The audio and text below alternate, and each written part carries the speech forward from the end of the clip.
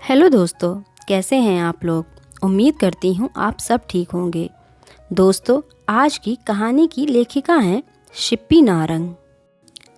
अरे मम्मी, कहाँ रह गईं? जल्दी आओ, भूख लगी है। पंकज ने आवाज़ लगाई। आ रही हूँ, मम्मी जी की आवाज़ आई। वो किचन साफ कर रही थी। मम्मी जी ने डाइनिंग टेबल पर बैठते हुए कहा, क्या तुम किचन साफ करके नहीं आती? पंकज ने थोड़ा गुस्से से मुझसे पूछा। अभी मैं कुछ कहती कि गौरव, मेरे देवर ने कहा, अरे भाई, मॉम को काम करने की आदत है, काम नहीं भी होगा तो वो ढूंढ लेंगी, तुम खाना खाओ। मामला वहीं रफा दफा हो गया। पर अब पता लग गया कि रात को फिर से लेक्चर शुरू हो जाएगा। तुम करती क्या हो सारा दिन? जब देखो मम्मा ही लगी रहती हैं। थोड़ी हेल्प करा दिया करो, उनकी भी उम्र हो गई है। नहीं आता तो पूछ लिया करो, पूछने से तुम छोटी तो नहीं हो जाओगी, वगैरह वगैरह। मेरी और पंकज की शादी को 7 महीने हुए थे।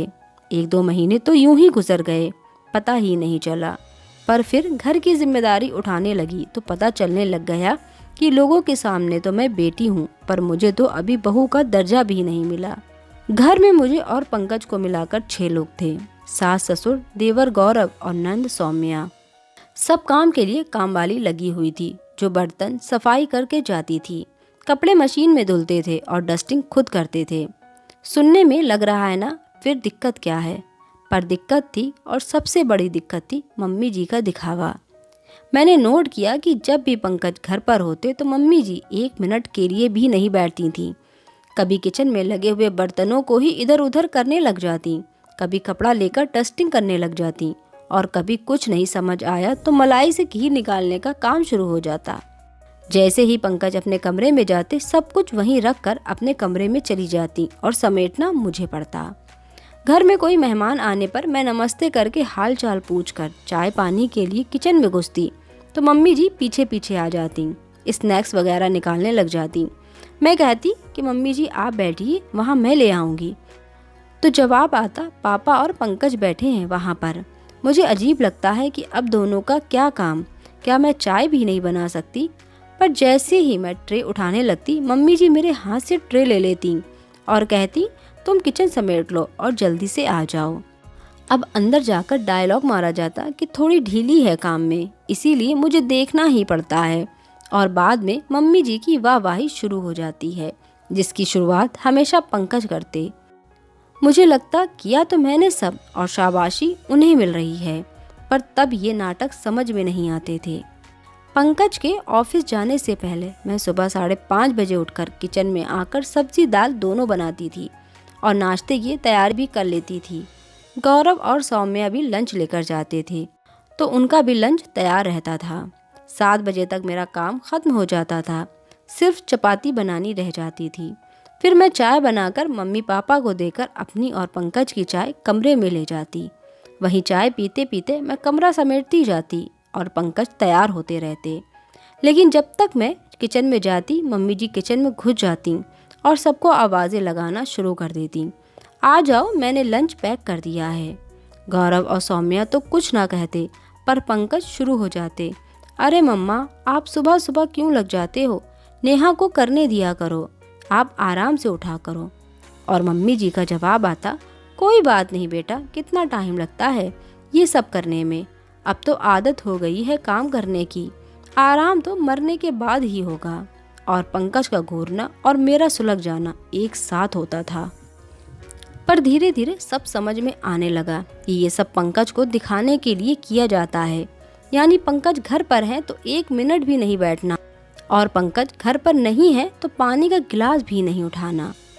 और पंकज इतने मात्र भक्त कि मैं कुछ बोलती तो विश्वास ही नहीं करना, ऊपर से सुनने को मिलता, मम्मी से सीखो घर चलाना। अब कितना बोलती और क्या बोलती, क्योंकि पंकज वही बोलते थे जो देखते थे। गौरव मुझे कितनी बार बोलता, भाभी बोलना सीखो, सब काम करती हो तो बताया भी करो भाई को। और मेरा कहना था कि काम कोई दिखावे के लिए किया जाता है क्या? घर का ही तो काम कर रहे हैं और घर वालों के ही आगे ढोल बजाएं। पर अब शायद मैं ही गलत थी, क्योंकि पंकज को सिर्फ मम्मी जी काम करते हुए दिखती थी और मैं आराम करते हुए। लेकिन अब मुझे कोफ्त होने लगी थी इस दिखावे से। हम पति पत्नी के बीच और कोई प्रॉब्लम नहीं थी, पंकज बहुत ही केयरिंग थे, पर माँ को लेकर उतने ही पॉजेसिव, और मम्मी जी इस बात का पूरा फ़ायदा उठाती थी।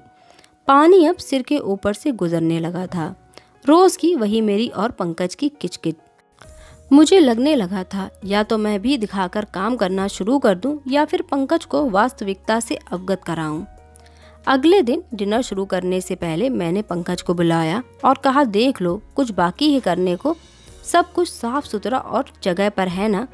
पंकज ने आश्चर्य से मेरी तरफ देखा और कुछ पूछने से पहले मैंने कहा, अभी 2-3 दिन बाद इसका जवाब आपको खुद मिल जाएगा, बस कुछ बोलना मत। 4 दिन तक मैं रोज़ पंकज को बुलाकर किचन दिखा देती। पंकज को अब कुछ कुछ समझ में आने लगा था, क्योंकि मम्मी जी का रोज़ का वही डायलॉग होता, किचन समेट रही हूँ। एक दिन सभी डाइनिंग टेबल पर आ गए। पंकज ने आवाज़ लगाई और मम्मी जी का जवाब आया, आ रही हूँ, किचन थोड़ी समेटनी रह गई है। मेरी और पंकज की नज़र मिली। पंकज गुस्से से उठे, किचन में जाकर पूछा, क्या समेट रही हो? बस खाना बनाना ही थोड़ा ना काम होता है, समेटना भी पड़ता है। मम्मी जी का जवाब आया, तो समेटने के लिए आपको क्या मिला? मैं अभी देख कर गया हूँ और पिछले 4 दिनों से देख रहा हूँ, एक चम्मच भी नहीं पड़ा रहता। मम्मी जी एकदम सकपका गईं, क्योंकि उन्हें विश्वास हो ही नहीं रहा था कि पंकज भी ऐसा बोल देगा। पीछे मैं खड़ी थी। मम्मी जी की नज़रें मुझसे मिलीं और वो चुपचाप टेबल की तरफ चल दी। मैंने पापा जी की तरफ देखा और आंखों ही आंखों में धन्यवाद दिया, क्योंकि ये आइडिया उन्हीं का था।